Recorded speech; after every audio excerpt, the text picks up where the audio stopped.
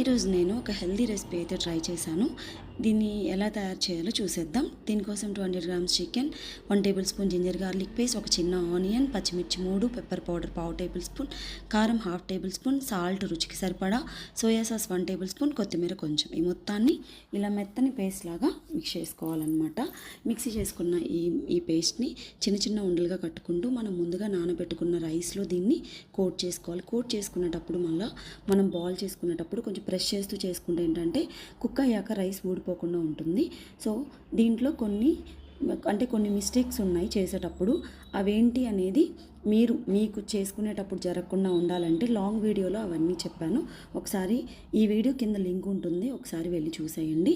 ముందుగా వాటర్ని బాయిల్ చేసుకొని ఇలా స్టీమర్ ప్లేట్లో మొత్తం గీ రాసుకొని ఇలా స్టీమ్ చేసుకున్నాను అనమాట.